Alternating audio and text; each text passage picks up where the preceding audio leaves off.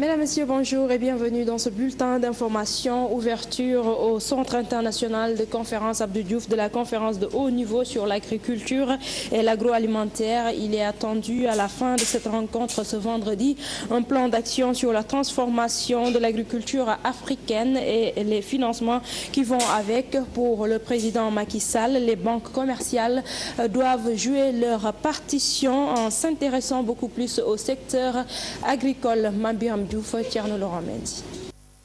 L'Afrique a les moyens et les ressources d'assurer sa propre sécurité alimentaire et cela est possible d'ici 2025. Savoir que dans le continent, plus de 70% des populations pauvres vivent dans les zones rurales et cœur parce que ces zones ont un potentiel énorme. Transformer donc l'agriculture et en faire un business sera la véritable révolution. L'Afrique est maintenant prête à faire l'agriculture une activité commerciale. Je peux donc dire aujourd'hui que l'agriculture africaine est maintenant ouverte au monde des affaires. Et cette activité commerciale consiste à nourrir l'Afrique et à libérer le potentiel de l'Afrique afin de promouvoir la diversification des économies africaines. Faire de l'agriculture le socle de l'émergence nécessite de nouvelles démarches, notamment dans l'octroi de financement par les banques. Le paradoxe dans nos systèmes bancaires nationaux et continentaux, c'est que lorsqu'on parle de financement des campagnes agricoles, vous ne verrez que les banques de crédit agricole qui s'engagent quasiment auprès des États. Que font les autres banques commerciales qui doivent accompagner cette activité commerciale, qui est la commercialisation des productions agricoles? Les banques centrales, en particulier la nôtre, Banque centrale des États de l'Afrique de l'Ouest, elle devra, à mon sens, reprendre le financement des campagnes agricoles comme par le passé, avec les crédits de campagne, ne serait-ce que sous forme de facilitation par rapport aux banques commerciales. Pour qu'il y ait un sursaut continental pour une révolution agricole tendant à développer l'économie rurale. Et pour cela, il va d'abord qu'il y ait des financements. Il faut que les intrants soient à temps à la disposition des producteurs.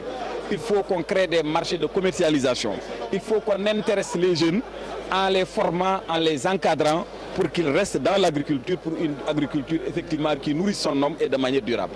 En donnant le coup d'envoi de cette conférence de 3 jours, une première en présence d'agriculteurs, d'acteurs de la société civile, du secteur privé. Il serait impensable et contre-productif de continuer à disperser nos énergies en pensant développer l'agriculture en Afrique, en continuant de distribuer des houes, des haches, des machettes aux paysans, ainsi que des semences non améliorées et de faible rendement.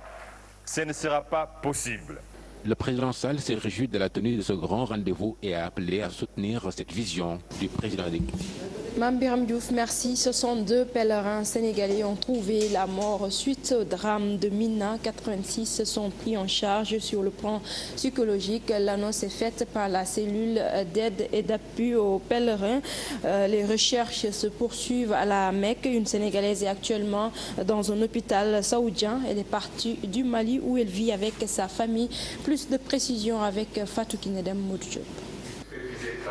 Les recherches d'éventuelles victimes du drame de Mouna se poursuivent. La cellule de crise et de suivi est formelle. Le nombre de morts sénégalais recensés s'élève à 62.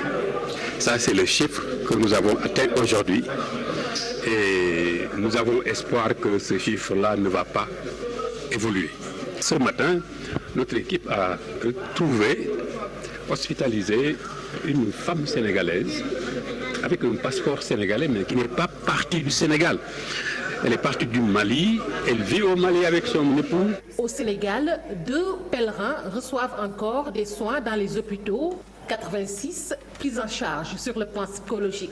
Ces gens-là, non seulement ils sont pris en charge par les médecins qui sont ici, mais ceux qui habitent dans les régions, on les a mis en contact avec les structures hospitalières régionales pour assurer un suivi.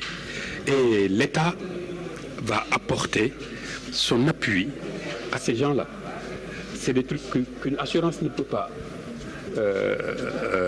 faire parce que l'assurance, c'est pour un temps déterminé. Les médecins nous ont dit qu'il y a des cas qui peuvent survenir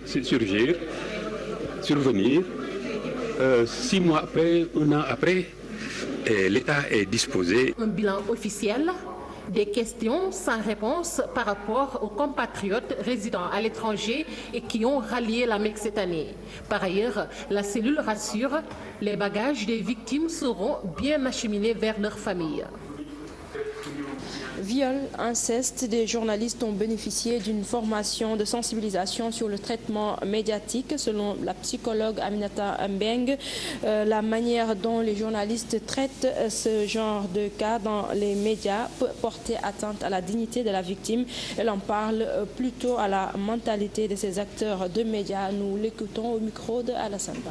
Ce qu'on remarque dans la presse, en fait, c'est que quand les journalistes traitent des faits de violence sexuelle, qu'il s'agit de viol ou d'inceste, ces faits sont traités au chapitre des faits divers. Ils ne se rendent pas compte de la résonance que ces articles, que la façon de raconter ce qui se passait, ce qui se passe, le fait sexuel ou l'abus sexuel, ils ne se rendent pas compte de la résonance que ça a sur les victimes et leurs familles. Il y a une très grande résonance sociale de cet article et on sait que les gens ici sont très consommateurs de faits divers et donc voilà, c'est le dernier fait divers qui a violé qui. Et aussi, le viol, que ce soit le viol ou l'inceste, est traité en fait comme un scandale, alors que c'est un fait social qui est très grave. Et donc nous, cet atelier a été organisé pour attirer le rôle des journalistes, la posture neutre, cette neutralité bienveillante, comme on dit, qu'ils doivent avoir quand ils traitent ces sujets-là. Crise à Transrail, l'État va vers un règlement judiciaire pour les travailleurs unis comme un seul homme. Les syndicalistes comptent s'ériger en bouclier pour sauver leur entreprise. C'est une correspondance de Chérante Diop. Il y avait une grande affluence dans la grande salle de la direction de Transrail où les travailleurs, les syndicats et les populations s'étaient donné rendez-vous. Bref, toutes les forces vives de Transrail étaient conviées à cette rencontre. L'unité syndicale, un credo lancé par les cheminots pour enfin défendre les intérêts des travailleurs de l'entreprise. Pour ces cheminots, Transrail est malade et si rien n'est fait, l'entreprise va bientôt fermer ses portes. On est dans une entreprise malade et qu'on tarde à soigner. Et si on ne fait pas vite, on risque d'enterrer le malade. Nous, en tout cas, en tant que travailleurs, notre mission, c'est aussi de fédérer les forces pour que l'entreprise continue à fonctionner. L'État va tout droit vers un règlement judiciaire de l'entreprise, selon les travailleurs de Transrail. Le schéma institutionnel est d'actualité. C'est pour cette raison qu'on s'est dit qu'il faut aller vers une unité organique, rassembler les forces et pouvoir discuter valablement avec les autorités d'une seule voix. Et enfin mettre en place ce schéma qui, je pense, va régler pratiquement tous les problèmes du rail. Un bureau consensuel a été mis en place. Ainsi, différentes propositions ont été faites pour les cheminots. Seule l'application du schéma institutionnel pourrait certainement changer la donne. Des membres de Macky 2012 ont créé les Républicains Domi Réumi, un mouvement. C'est une coalition également de partis qui œuvrent pour la réélection du président Macky Sall lors de la prochaine élection, mais aussi ces membres comptent participer aux élections législatives pour apporter la rupture tant chantée au niveau de l'Assemblée nationale. Toutefois, d'autres membres de Macky 2012 n'ont pas participé à la conférence de presse organisée justement par ces républicains Domi Réumi. Je vous propose de suivre ce compte-rendu de Pape Faragnik.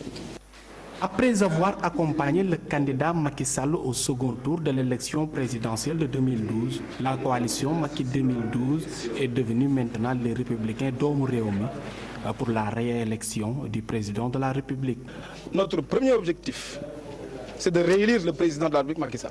Nous avons parlé de ça, nous en avons discuté pendant des mois et nous avons trouvé qu'il nous fallait mettre en place un cadre beaucoup plus adapté à ce contexte que je viens de décrire et beaucoup plus porté vers l'avenir. Mais cette coalition ne fait pas l'unanimité car certains membres n'ont pas répondu présent et ce cadre veut faire de la politique autrement. Notre coalition n'est pas une scission. Nous avons fait une analyse du contexte politique actuel.